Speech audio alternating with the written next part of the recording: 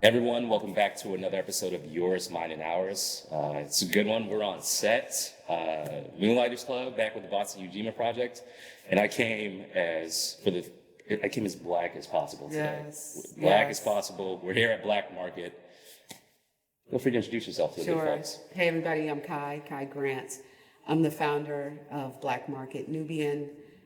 We founded Black Market in 2017 with a mission to reignite the creative economy of Roxbury and also to help close the $250,000 wealth gap. Nice. Well, first of all, thank you for doing that. You're welcome. This interview means a lot to me. I went to school at the Timilty. Yes. And so I was at Dudley Square. Right, all the Dudley, time. back in the day, Dudley Square. Dudley Square. Right. And now it's Nubian Square. And growing up in Boston, you just didn't think these things would ever happen. Yeah. So I really appreciate you having this space, and I think it's really cool. So where are you from? I'm from Roxbury. Roxbury. This is where I was born. I was born in Codman Park, which are a series of housing projects right down going towards Eggleston. I'm 4 generations Roxbury, and we have 2 more generations after me that are still here. Part of the reason we established Black Market is to help create pathways of income and opportunities for micro businesses and artisans and activists and artists so that they could retain residency here inside of Roxbury and be able to afford the ever-increasing rents. Yeah. So prior to Black Market, what were you doing professionally?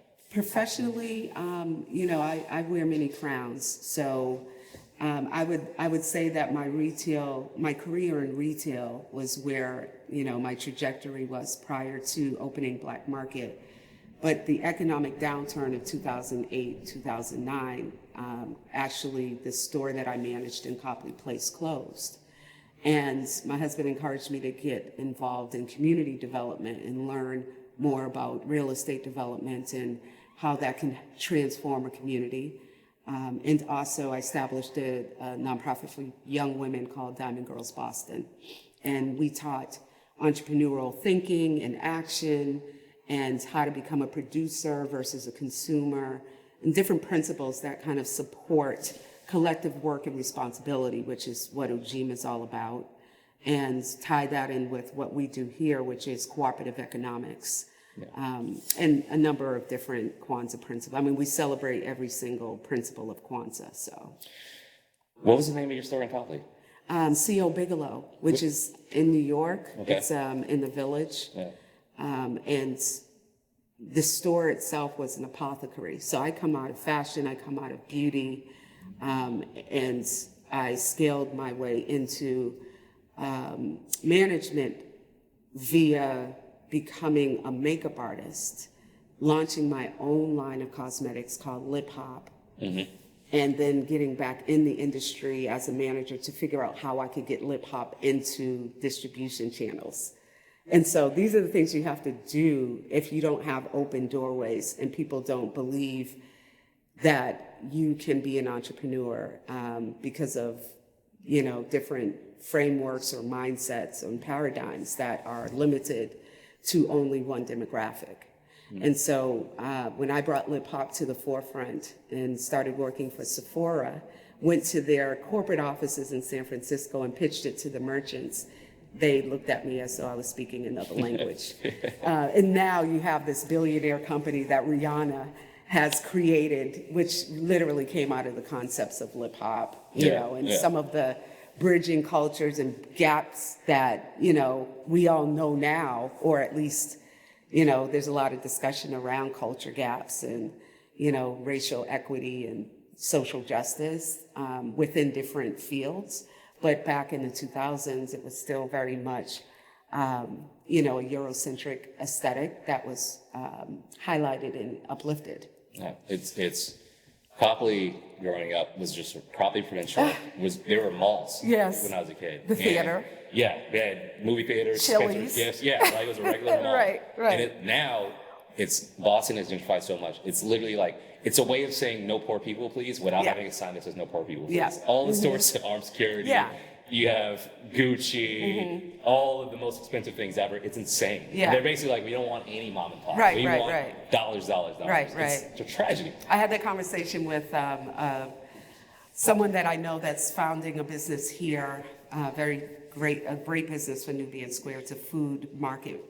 And he had a kiosk and then a space inside of the Prudential's food court. Yeah. And literally, he was paying already $7,000 a month for that space, and they wanted to increase it by 37%. And he just, couldn't sustain that as a small business owner. And so you bring up really, prominent thoughts and really relevant thoughts when it comes down to economies of scale. How do we as Black people, as women, as young people, because those are all gaps within entrepreneurship that need to catch up to the mainstream and catch up to the segment that typically has had the privilege and priority for hundreds of years in this country. So what do we do? How do we solve our own problems, and how do we put a format together or a platform together where we have shared experiences and we can discuss things and we have opportunities to ideate inside of safe spaces? That was so thorough, thank you. I love your answers. Walk me through getting to here. So, because I love the idea of a retail space. Yeah. I feel like, I have no idea how to make it tangible. And I think brick and mortar is so important. Yeah. So from thought to... thought to action, thought to implementation. I think part of this is who Chris and I are. I have background in retail. That means I know how to hire. That means I know how to merchandise. I know how to, build an operations plan for a store. And I know how to answer to a corporate directive, because the stores that I manage literally would have corporate owners. And with my husband, he comes from an immigrant perspective where his family left Jamaica, went to London, had him and his siblings, and then came here in the early 70s. This is the 50th year that his family has been inside of the United States, and they established 13 businesses. And those businesses were mainly West Indian driven.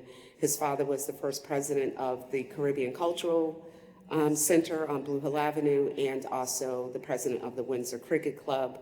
They established a network of West Indians. It was almost like the second dispensation for West Indians to populate the city. The first one was here in Roxbury, which is how we got Louis Farrakhan. We got Malcolm X, who's from Grenada. We have those, those thought leaders from Roxbury. And so the combined energy, and I have immigrant history as well through Guyana and through Nova Scotia, through the Underground Railroad passage from Virginia. And so our energy, I think our business acumen, our desire to see good happening inside of our community and to be willing to creatively solve problems literally was directed by energy that came out of A Nubian Notion, which was our anchor Black business for over 50 years that was closing. And we knew they were closing. We have a close relationship with the family, and we knew that we needed to do something. We didn't know exactly what that was. We were hot off the trail of our 25th wedding anniversary in Egypt, where we just went ham. We went to, we took about 10 flights. We stayed in about 7 different places. We visited everything we could, but those pyramids, when we went down into the belly of the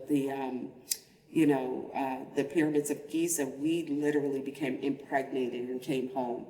And we drove through what was then Dudley Square, and we stopped at different points and we looked at different places. And this was the last place that we stopped at. And it was empty, it was raw. And I looked in the window and I was like, wow. And I just saw that there could be some great possibility. Didn't know exactly what that was. Yeah. Called the number, came back the next day, saw the place with the realtor. There was another couple here, you had to have a poker face, can't tell them what you want. Yeah. As soon as I walked through that threshold, I knew this was our space. Yeah. And we signed leases within 36 hours, and then 90 days later, after thinking about concepts, what could happen in the space, and understanding that it would take about $250,000 for us to fill it with inventory, started to think about the same business model of Nubian Ocean, taking products from the African diaspora and bringing them back home, Yeah. and selling them and having women's co-op opportunities, things of that sort. Ended up going to Senegal, Paris, and Morocco 90 days after we signed leases. And when we're on our last couple of days on the beaches of Senegal, the most western point on the tip of Africa, where a lot of our ancestors were stolen and taken and sold as commodities, we were on the beach, and it dawned on me that this actually could be a cooperatively shared space, and we could set up tables and we could sell those tables to small businesses who wanted to be able to pop up and create a marketplace energy, which is so worldly and so global. Everywhere we go, there's a marketplace, and I love a good marketplace. I love the exchange. I love idea exchange, energy exchange, commerce. I love the haggle. And although we don't necessarily haggle here, it still shares a lot of that Afro-centered kind of custom and way of life. And it has since become a young institution. Black Market, I went to a school this morning to speak to some of our kids. My son teaches at one of the public schools, and he's an art teacher. And the principal asked me to come in and talk about career, because career isn't just go to work for somebody else. Career is work for yourself. And what does that look like? And what is your personality? Is it such that you want to, not listen to anybody like me, like Kai? Or do you want to kind of go lock and step inside of like a track? And I think it was interesting because, those young folks really started to come up with ideas themselves. We split them up in groups. And one of those young folks, actually, his mom is a friend of Black Market. He grew up coming here for the last 5 years. When I first met him, he must have been about 7 or 8, and now he's literally like in middle school, getting ready to go to high school. He's taller than me, and he's a young artist himself. And so the influence and effect that this space has had on the intergenerational mix of the demographic here is simply incredible. And I don't think there's a space like it. And I would say there's no space like it in New England. You would probably go to Nubian, I think it's New Human Market in DC. There's a couple of markets that I follow that I admire. But outside of that, New York has a couple, but people come from New York to vend with us. People come from, they come from as far as, we've had folks come from as far as the West Coast because they come visit family. And so they'll say, hey, while I'm here, I'd like to set up a table, showcase, yada, yada, yada. And they're part of the Black Market fabric. Nice. So how long has it been? 2017, and this is our 5th year, so June 9th and June 10th, 2017. And this year is special because we're actually bringing the hip-hop legend KRS-One right on the Black Lives Matter street mural. Was setting up our block party this year. And so we're celebrating with a symposium, with a meet and greet, with a block party, and it's called By the Block, which helps people to understand there's more to living somewhere if you can up the quality of life and actually retain your residency if you can purchase. I'll definitely be there. Oh, good. Yeah. June 11th. Yeah, and so there's a whole program for that. But so for anyone looking to maintain a space like this, for young Black women like yourself, I want a space like this. What should they be on the lookout for? What tips could you give someone just to kind of plan the right way? Yeah, great question. I think everybody's aesthetic is different, and I think your style has to kind of match, your curation style of your space should match your brand identity. And so for us, We tend to partner a lot with local artists and muralists like Pro Black, Rob Gibbs, aka Pro Black, who gave us She, which is part of it's part of his Breathe Life series, but it's Breathe Life X almost. It's like the one that isn't really seen all the time. But this really is a representation of how you can shift energy and narrative. Because if you look at her essence, and just her I guess she's non-conforming in my mind. She's at peace. What we try to do is bring, the spirit of, of unity, togetherness, and a spirit of vibrancy that reflects us, because we're being gentrified so heavily and displaced so heavily. We don't see ourselves in our community anymore. And it's unfortunate, because we need to be able to envision, the change that we want to see, and we need to be able to have the tools to implement the change that we want it to be. So history, understanding who we are, where we come from, then identifying your current status and solving a problem for your community. We saw that there was a problem that needed to be solved in multiple ways, and we tied revenue models to those problems. And now we're able to sustain the space and the community if we have the right balance.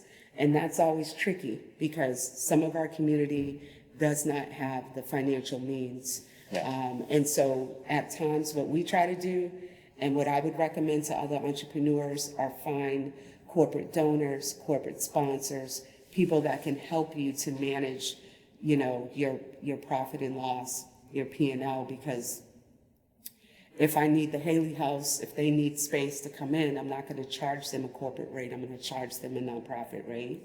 But you have the corporate donors that are balancing out the equation, because they can help us to ensure that our neighbors can have sustainable opportunities.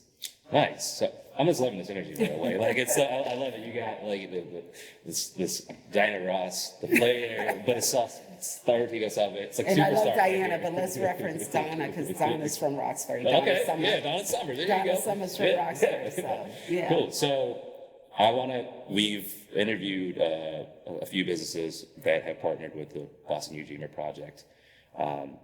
So I want to hit on this point. There's not a lot. There are Black businesses that are out here, Black people that run businesses that are out here, but to me, they're just businesses run by Black folks that do the same kind of Sharpie corporate tactics that everyone else is doing. Sharpie corporate. Yeah, and the businesses that partner with the UGmer project, and you've already hit on principles. They have principles that they're run by.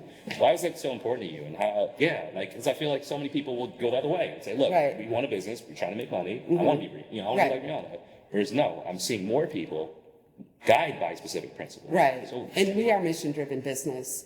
I told you earlier, and in my opinion, this is my opinion, it is not healthy to have the majority of your business spaces and your storefronts be taken over by non-for-profit entities. It's not healthy to have that. You can't have a business district with a school in it. And I know that people will be like, well, why are you so anti-school? I'm not anti-school. I was raised by educators. Like, that is so far from the truth. What I am anti is having to be a dependent. And so we've created, through this industrial complex of nonprofits, it's created this mentality of dependency where I need to be going to someone to get something.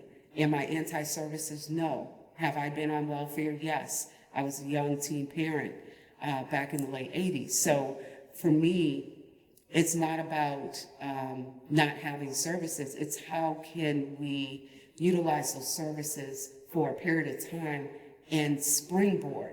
And what the Ujima Project can do, if they have the will and the intention, is they can help that gap. Because that was always something that was difficult for me to understand. How would I leave subsidized housing and come off of welfare, even though I was going to Bentley College and working at the Freedom House as an intern? And I had somebody in my corner my welfare work actually, who would turn a blind eye because he knew I was trying. Yeah. And he saw those internship checks and he just let those, he bypassed those and didn't incorporate it because you could only have less than $5,000 worth of assets when you were on welfare. Yeah. And you had a President Bush Sr., who was, qualifying any, young Black woman as a teen mom. Like everything was about, politicizing things Yeah. instead of really creating support systems to springboard. And so when you have false narratives of everybody in this country pulling themselves up by their bootstrap, which is not true, the majority of folks that created wealth off the backs of different cultures, whether it was to enslave Africans or to have indigenous, or not indigenous, but servants, the types of servants, the indentured servants. Oh, okay. Yes, the indentured servants, because that happened too. There were a lot of Asians, there were a lot of Indians. Yeah. I mean, it's just part of the cycle of colonialism. Yeah. And so what you want to do is you kind of want to disrupt that. And so you need partners to do that. And Africans have always had different partners, whether it was themselves, their family that had raised enough capital to get their family out of enslavement, Mm-hmm. whether it was abolitionists, Black abolitionists and white abolitionists, Quakers. There's been a history, and that spirit in history is here in Roxbury. We had that here. Harriet Tubman was here. Frederick Douglass was here. William Lloyd Garrison was here. We raised money for Booker T. Washington, okay, to do the work and establish Tuskegee Institute. What we try to do here at Black Market is be the disruptors that remind folks of how great we are. Not because we're super wealthy. My wealth will come through the trajectory of real estate development, which is now occurring because we took a chance on this space. And so there's an empty lot here, 2 acres that the city of Boston owned, and we got designation. We partnered with the development team because this vision needs to be expanded. And we want to continue to see ourselves here. So, my money will come from development without displacement.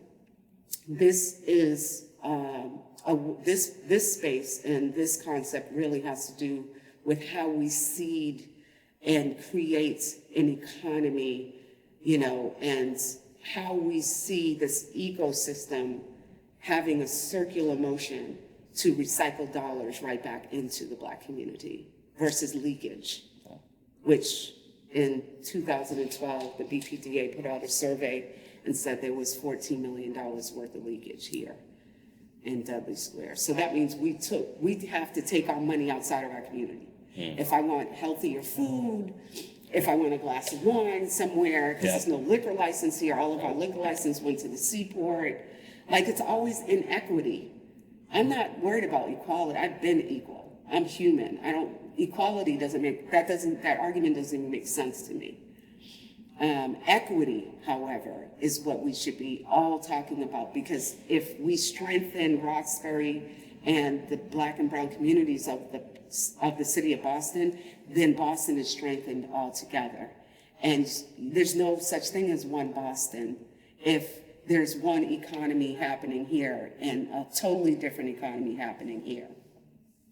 That's right, Harriet Tubman. Man, this interview's got me going. Yeah, okay. That's it. I love this interview. Auntie Harriet. So what does the future hold?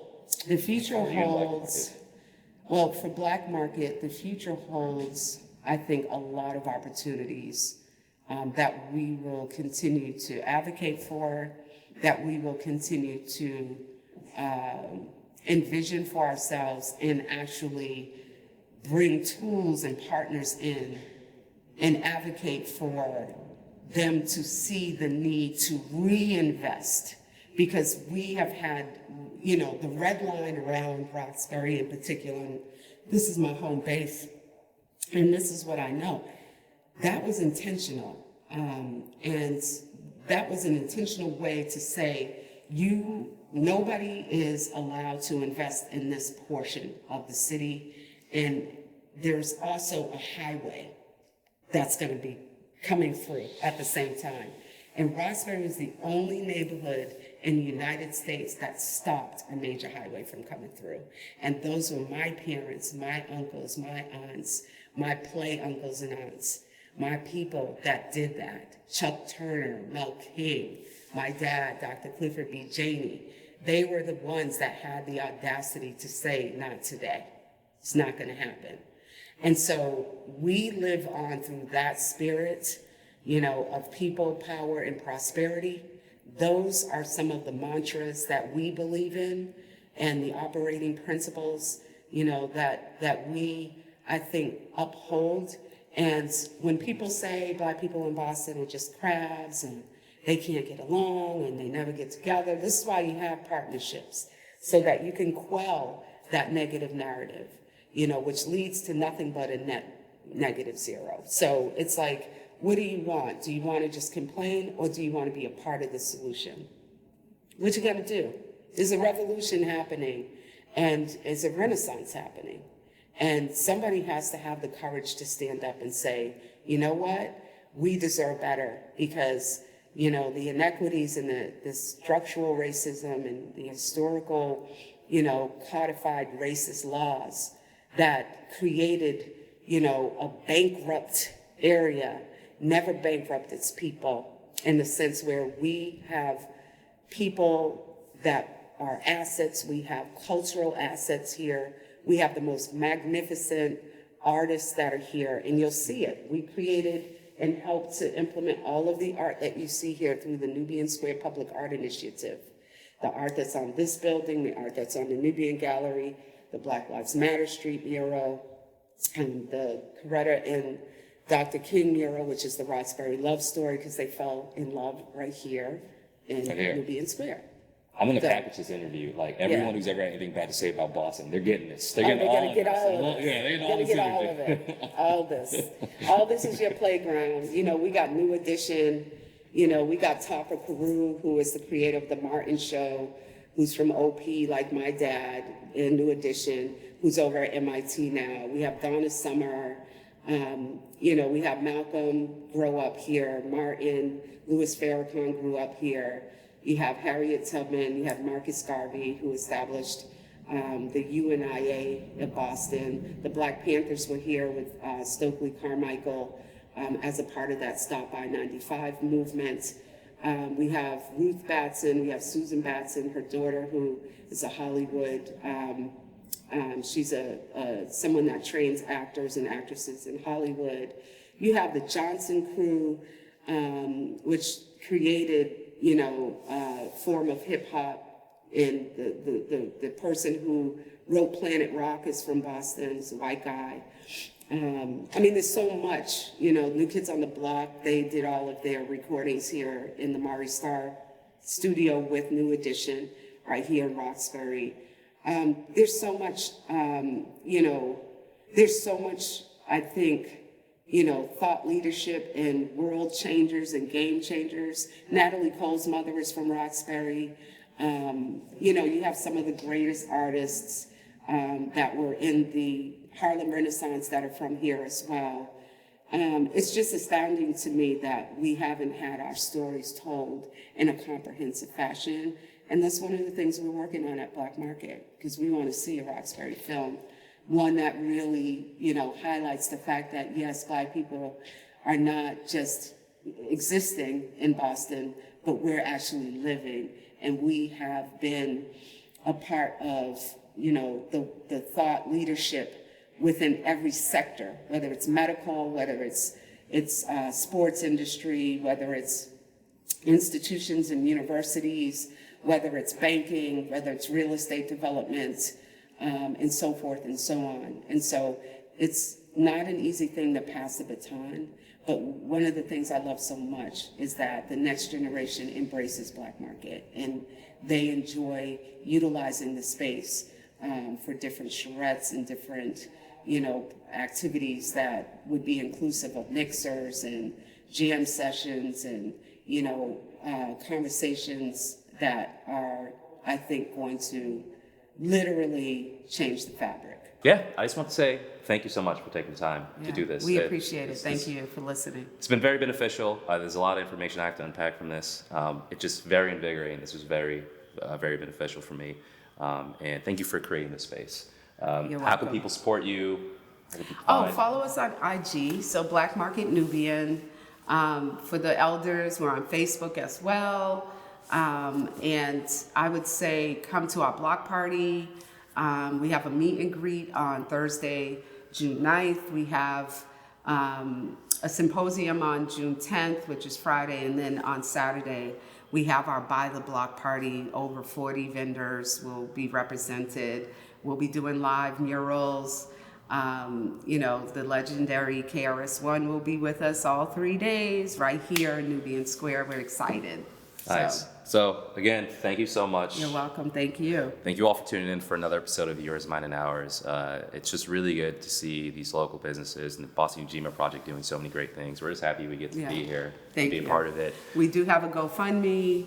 We do have a Venmo account. Please support us financially because the majority of these activities are free. And that's not an easy thing to do because we also want to be able to sponsor some of the vendors that may not be able to afford to vend. So sounds great. I'm support. Thank you. I got to hold myself to it. And beautiful. I'm be here so at the party. GoFundMe. I'm going to send you. I'm going to text you the link. You got it. And I'll make sure we share the information. I appreciate it. Yeah. So thank you everyone for tuning in. Thank you. Until next time, Yours, Mine, and Ours.